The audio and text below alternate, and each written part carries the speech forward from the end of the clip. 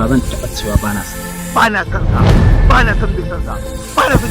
wannan su suka yi wa mahaifinka kitsan gilla zai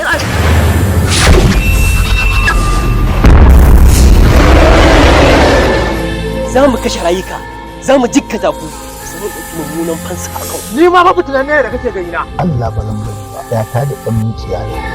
kariya ne ba za ta shiga wani sai a fasiri idan bare matuka idan ina raye in ban aure ka ba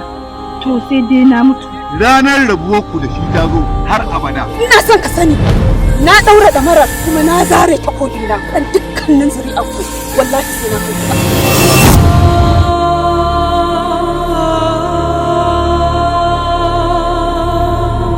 ai su makiyaya ba za su taɓa rayuwa ba an ba mu wallahi duk wanda ya kuma zuwa mu da wannan zancen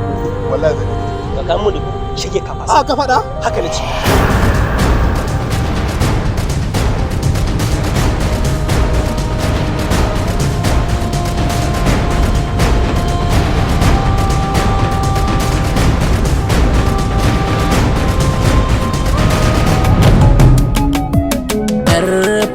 na kawo nonon sanuwa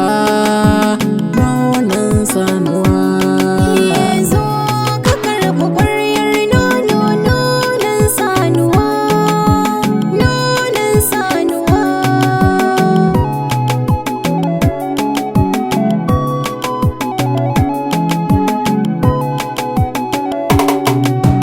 ni ina son ki so na hakika kaunar ki zuciya ta dauka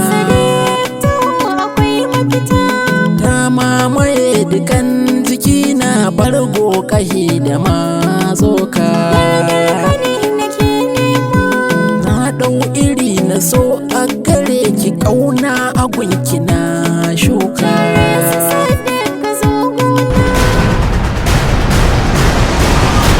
dan makiyan nawa take so ban taba ganin an yi aure tsakanin makiyaya da manoma ba zan iya ɗaukar takobi mai yaƙi a duniya wallahi to mi bangai ma sai dai to mu wala yonki to mu wodi yonki wallahi wala ku haɗa ta mu ɓangu kuma